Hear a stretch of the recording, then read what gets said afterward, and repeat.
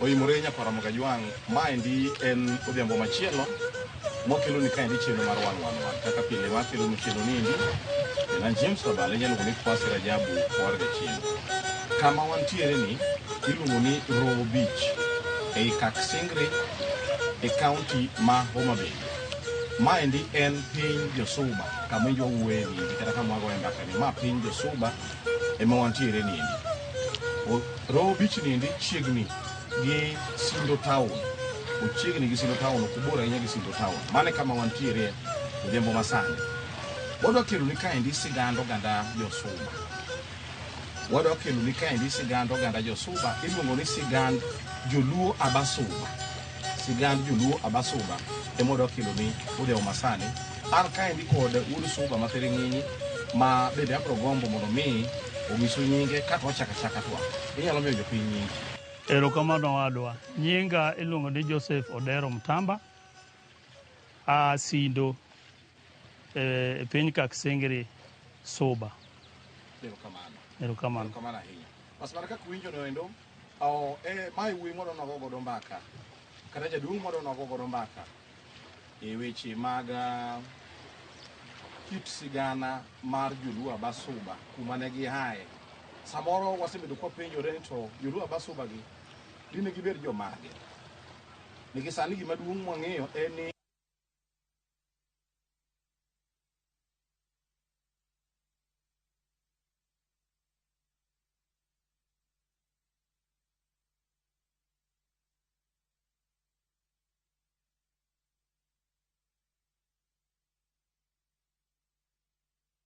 Oimore Nyakwaro Kajwang', maendi en odhiambo machielo mokelo ni kaendi chenro mar wan kaka pile makelo ni chenro niendi en James Obala iluongo ni Kwasi Rajabu war gachien. Kama wantiere ni iluongo ni Roho Beach ei Kaksingri e kaunti ma Homa Bay. Maendi en piny Josuba kama ijo wuoye niendi kata kama wagoye mbaka ni ma piny Josuba ema wantiere niendi. Roho Beach niendi chiegni gi Sindo Town. Uchiegni gi Sindo Town, okubor ahinya gi Sindo Town. Mane kama wantiere odhiambo masani. Wadwa kelo ni kaendi sigand oganda Josuba. Wadwa kelo ni kaendi sigand oganda Josuba, iluongo ni sigand Joluo Abasuba. Sigand Joluo Abasuba ema wadwa kelo ni odhiambo masani. An kaendi kod Wuod Suba Mathiring'inyi ma bende abro gombo mondo mi onyiso nyinge kata wachaka twa. Inyalo bedo piny nyinge. Erokamano nyinga iluongo ni Joseph Chula Mtambano. Wan goganda manobiro Kaksingri piny Kaksingri. Wan goganda manodo Suwasi. Erokamano ahinya. Masmana kaka winjo no endo, mai wuoyi mondo nogo godo mbaka. Kata jaduong' mondo nogo godo mbaka. E weche mag kit sigana mar Joluo Abasuba kuma ne giaye. Samoro wasebedo kwa penjore ni to Joluo Abasuba gi dine gibed jomage. Nikech sani gima duong' mwang'eyo en ni Josuba kata Joluo Abasuba wacho dholuo kendo giluwo kido gi timbe mag oganda. Koro gimwa penjo to be gin Joluo adier? Mane gimwa penjo to be gin Joluo adier? To ka gin Joluo adier kata ka gin Joluo adier to dine bed ni ne gia kae. Mano e gima wadwa wuoye e seche gini. Machielo iluongo ni Kiboyi. Kiboyi, Kiboyi nowad gi Itebe matin. Koro kaka ing'eyo jomatindo gi ka gimoro ochwanye kata ochwanyi go wadgi ne iyo wang'i kabaka ni nochwanyo wadgi. Koro nobedo gi eche wang' odhi okiyo kabaka kama kabaka kale gasere. Temo opoyi to chwade gasere. Ochuo kabaka gasere. To gore piny. Ma jolwenje ringo. Ka giduogo to ginwang' ka giting'o kabaka osetho. Koro bang' mano kane gidok to ne gibedo gi luoro ni jogi biro manyo wabiro timo nade, biro negowa. Mane manomiyo giwuok gipondo giwuok gi yie ka gibiro yo Chula Mafangano. Masmana kaka iwinjo ni Nyakwaro Kajwang', iwinjo ni Jo Abasuba kata Joluo Abasuba ne oringo ka Uganda ka gibiro kaluwore gi gwenyruok manobedo e kinde Jo Abasuba mane okwongo bedo e piny Uganda kunendo kod kabaka ma piny Uganda kuno. iwinjo ni ne achiel kuom yawuot Abasuba ne odhi ma onego Kabaka. Koro kane osechuo Kabaka ka sere mo onego, to kaluwore gi luoro madine bedi nikech Kabaka ne en ruoth maduong' ma piny Uganda kono. Koro kaluwore gi luoro madine bedie, ne gineno ni oyo we giring kare gidar Uganda gibi e piny Kenya koni, nikech kucho ne koro inyalo lew gima negigi. Koro iwacho ni ma e achiel kuom gino mane okelo wach mane omiyo koro jo Abasuba ma Uganda nokawo thuolo margi mar wuok Uganda, giluchre gi pondo giwuok Uganda kucho gibi e piny Kenya ka, nikech ne inyalo manygi machwe neggi. Koro kane jogi ose a Uganda, ero gisenego Kabaka gi a Uganda, ne gibiro to ne gichopo kanye? Ere kama ne gichope, kuongo gichope e piny Kenya ka? Jogi kano biro ne gichopo Mfangano. Gichopo Mfangano. Wuoyi matin ni kod wadgi nochopo Mfangano. Koro bang' mano, to ka in Mfangano kocha ineno gode makoni, Magwasi. Koro wuoyi cha nogombo mondo ne loka cha. Omiyo nowuok ir owadgi onyiso ni adwa dhi neno ane gode ka. Mano wuoyi matin ni? Wuoyi matin manonego Kabaka. En ema niluonge ni ng'acha? Kiboye. Ema iluonge ni Kiboye. To koro maduong' niluongo ni? Itebe. Itebe. Koro Itebe nodong' Mfangano? Itebe nodong' Mfangano. To Kiboye nodhi Gwasi? Kiboye owuok odhi Gwasi. Koro mano gimako chula di? Chula ariyo? Gimako pinje ariyo. Pinje ariyo? Chula Mfangano. Mfangano to gi chula Gwasi? To gi Gwasi. Gwasi ok en chula. Gwasi ok en chula. To gi gweng' mar Gwasi? Gweng' mar Gwasi. Koro kanochopo kanyo, to chieng' moro achiel nochamo mana ng'owu, yien ng'owu. Mag ng'owu gi mane winy moko chamo to lwaro to kawo kochamo. Bang'e chieng' moro achiel kapod en kono, to yudo jaduong' moro be kar odakie kuro. Oyude gi otuch kuome to penjo to in ng'a? Kanyo ma nying Gwasi ni oaye. In ng'a mabuoka buoka ni? Iwacho ni Origasa. In ng'a ma awuogo to buoka buoka ni? Koro gi dho Suba iluongo ni? Origasa. Ng'ama buok iluongo ni Origasa kata buok iluongo ni Origasa? Origasa. Koro owuoyo gi jaduong' ni to yude mana gi nyako matin achiel. Jaduong' ni onge dhako. To penje ni to jaduong' ma nyari ni ma nyara. To kimiya nyari ni anyuom. To jaduong' no kone ni nyara ta nyalo mana mi kimiya ang'o dhok. Ni ni bas kosewinjo mano to dok ir owadgi cha. Ochako ng'ado namo dok chula. Oyudo wadgi.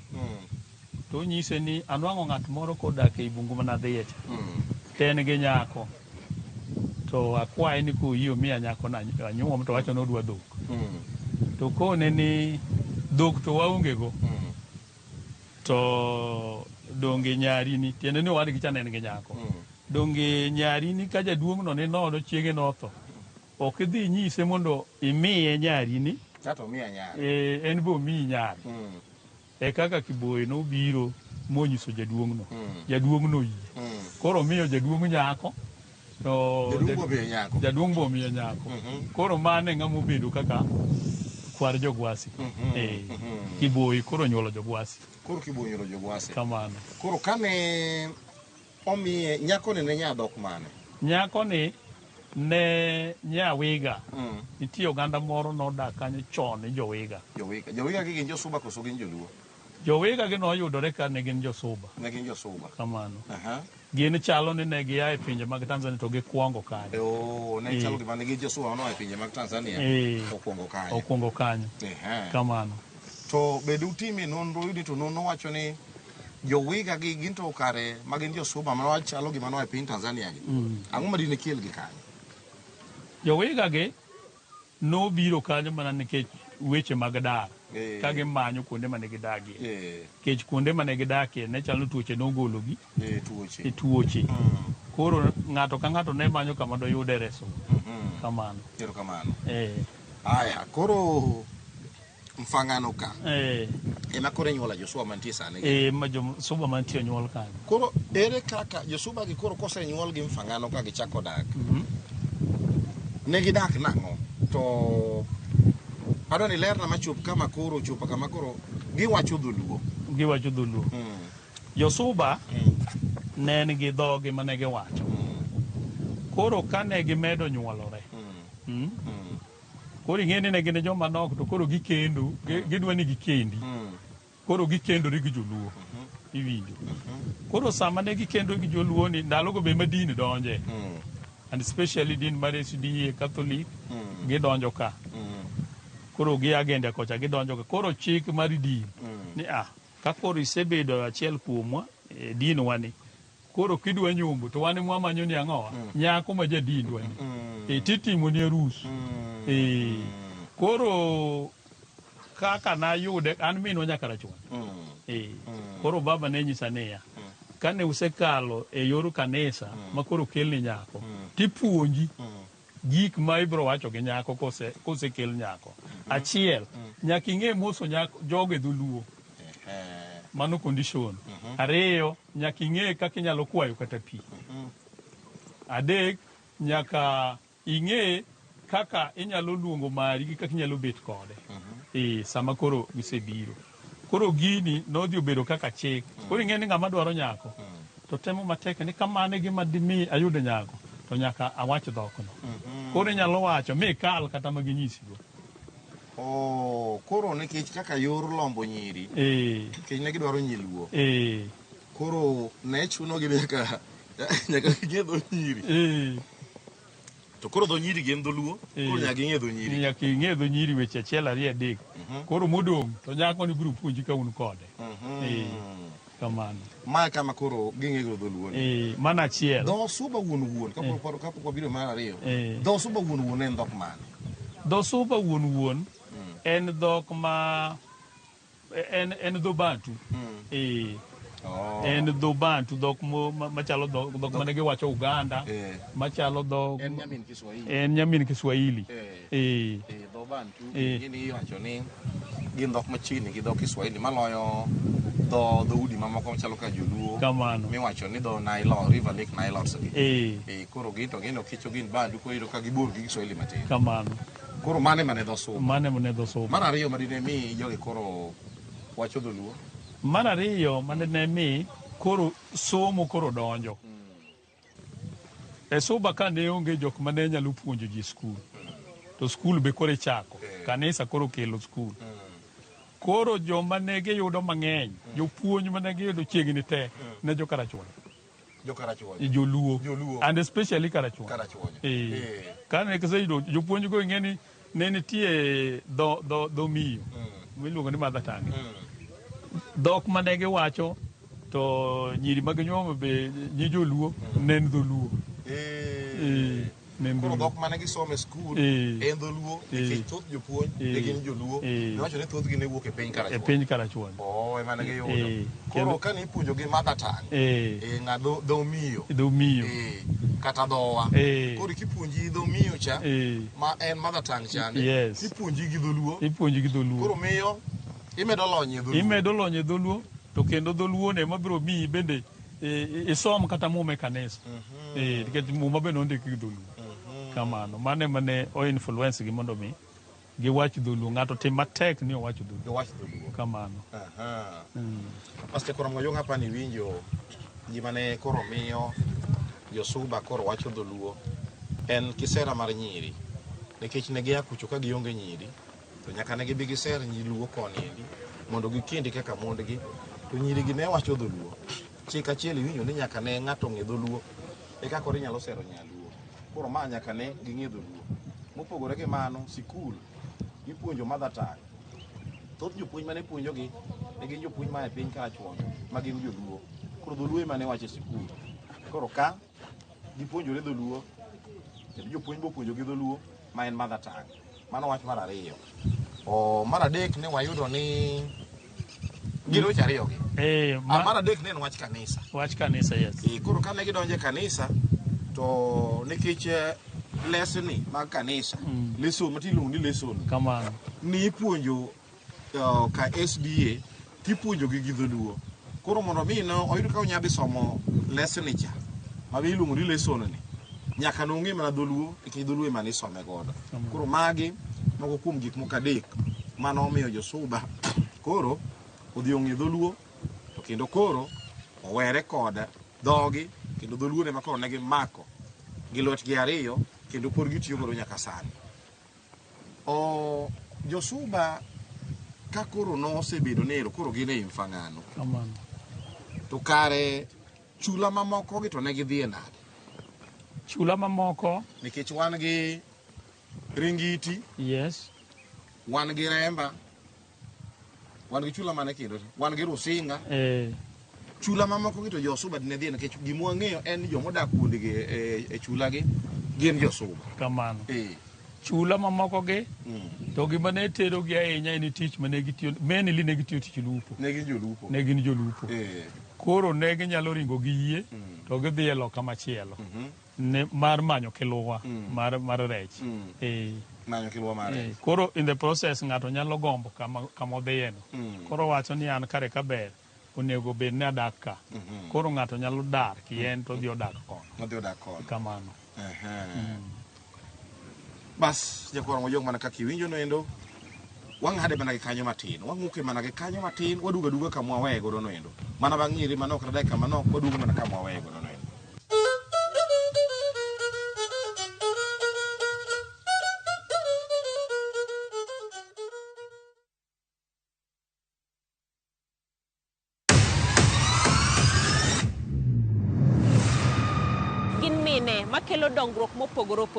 Don't speak on our issues as women. Let us be the one to speak. Kaka gikete ratil, familia koda tijegi. Magitimo gisiso kod lony. As the woman representative of Homa Bay County, this nation is hungry and there is no question about it. Minegi ni etelo. Gijiwo kendo gikelo lony mopogore opogore. Mentorship en gimoro ma important kabisa. Mano konyo ji kendo miyo ji bet gi positive attitude. Gimiyo lony margi kanyakla kod yudo duoko ne chandruoge duto magikale. We want leaders to be fair to the nation. To emine wacho sigand miyo kamiyo ogen. Mine wacho ngeso ka ngeso kod jailieta.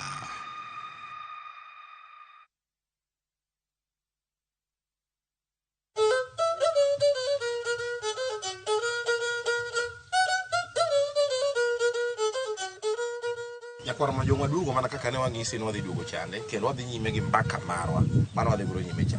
Jaduong', wadonjo e tielo mar ariyo mar ngima oganda Josuba.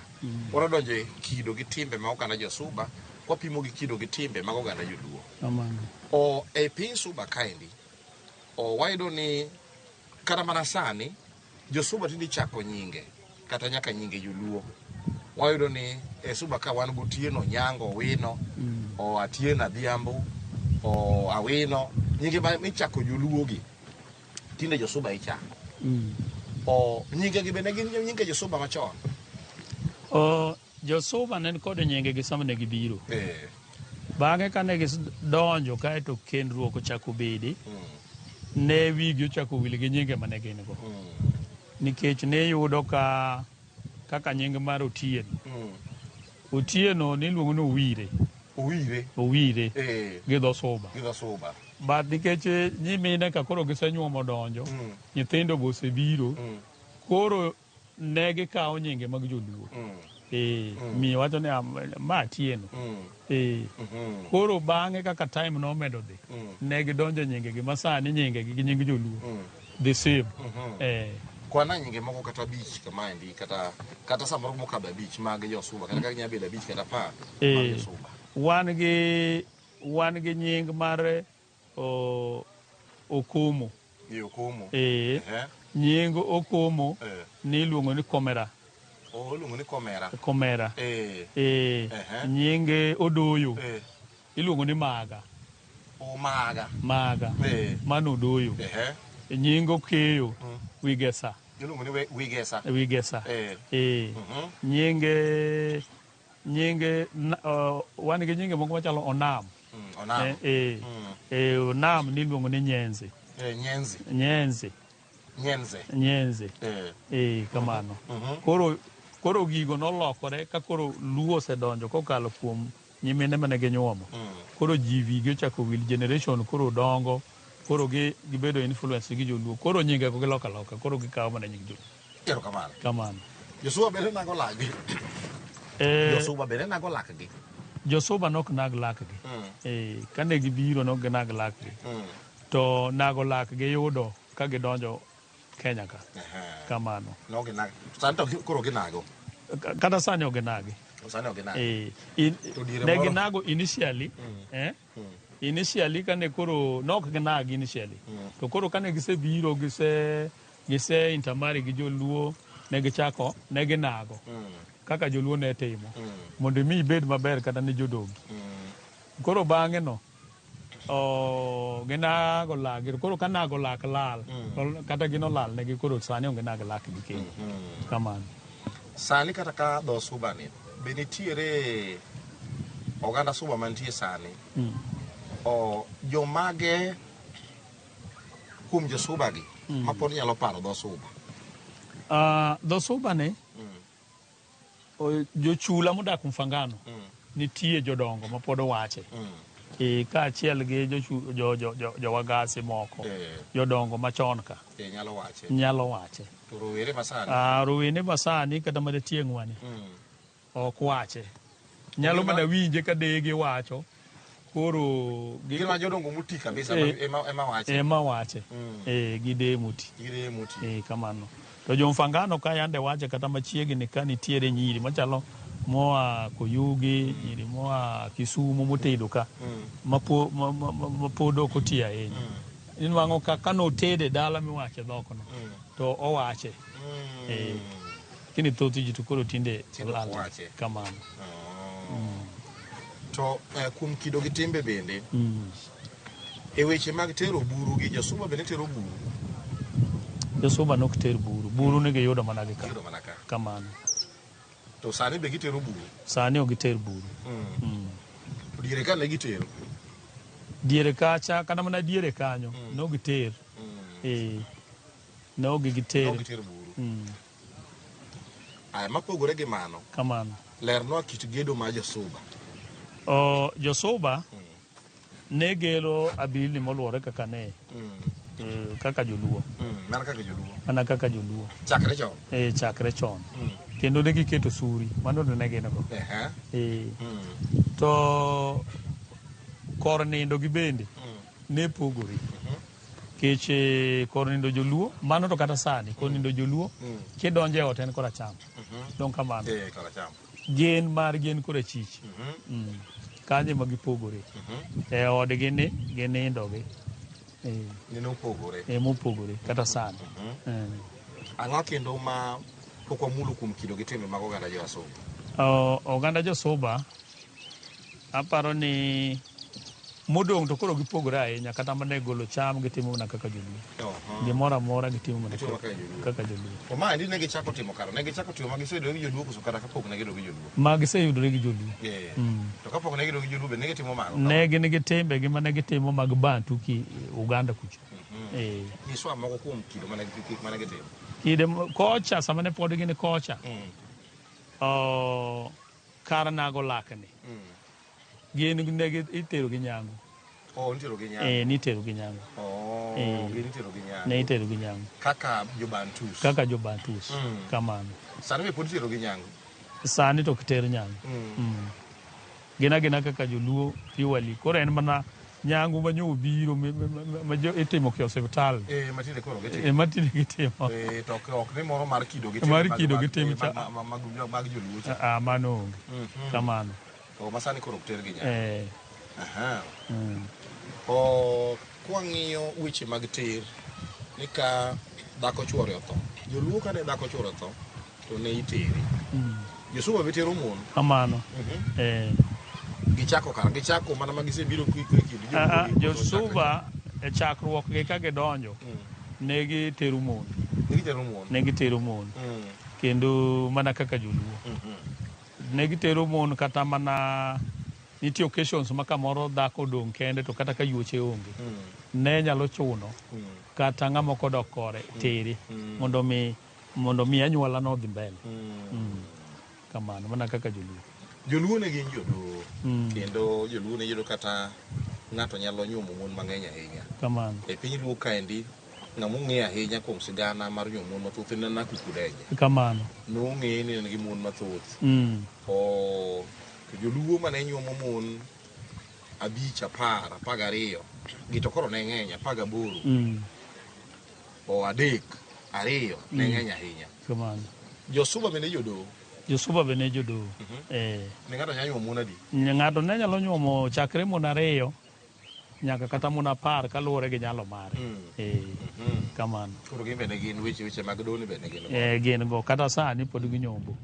dho koro ok ong'eny ahinya tinyalo yudo ka ng'ato nigi mon 2 mon 3 4 5 kamano koro kwang'iyo mogik gombo maru kaka josuba masani gombo maru be un gi lek moro ni chieng' moro josuba ne dogi mane wach dhogi mar piny suba cha mane ter gi nyangi moro mar kitgi timbe gi cha mane chop kama koro gitimo kitgi timbe gi machon king'iyo kigo temo go turbin king'iyo be ineno ka josuba biro dok machop kama koro giwacho dhogi machon masuba itero gi nyange kaka josuba machon ka giluwo kitgi gi timbe gi tek kaka josuba kendo koro giwe kido gi timbe mag oganda luo aneno kamano dhi bedo matek ahinya mondo gidogi kitgi mamoko gima aneno ka nyalo timore ma bende nyalo kawo thuolo malach en ng'eyo dhogi ni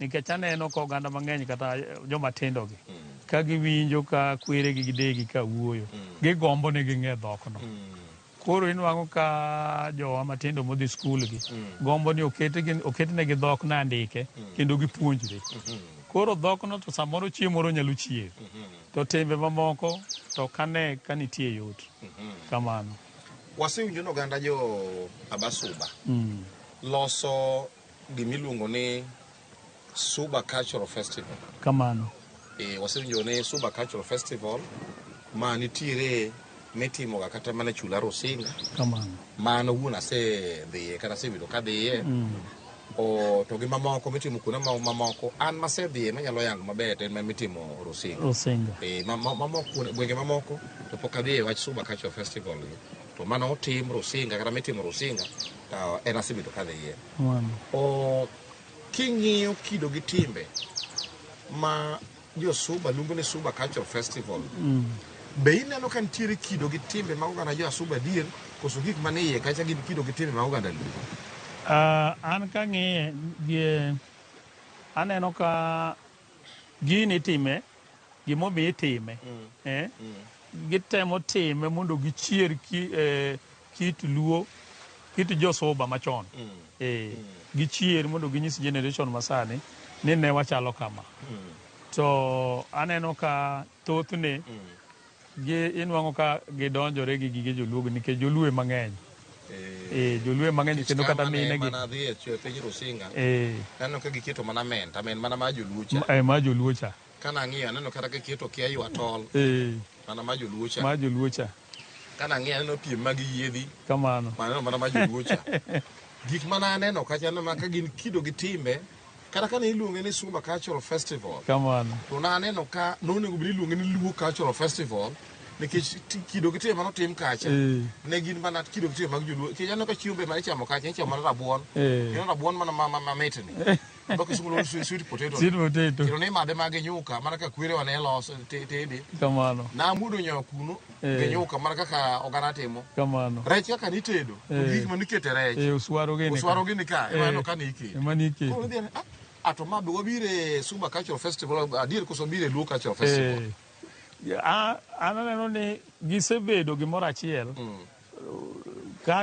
festival onego luonge ni Luo Suba Cultural Festival Luo Suba Cultural Festival nikech en the same thing ema gitimo koro kata ka nitie pogruok to mana matin to ng'enyne en mana kaka joluo time kaka gitimo nikech gin gimoro achiel kamano kamano wasekoro moyo ng'apa ni winjo gi iti ni sani endi oganda Suba osekendore gi oganda Luo ma chalo ka gima kich joluo mane ng'eny kuma ne gibire piny Kenya kane nodhi momadhogi kose madhogi momagi dhogi masani koro giwacho dholuo omagi kitgi timbegi mane giwe nyaka tero jogi nyangu, omagi kitgi timbegi makata mana timbe mana gitimo chon e piny Uganda, e kinde mana gin Uganda kucho ne gidhi magiweyo.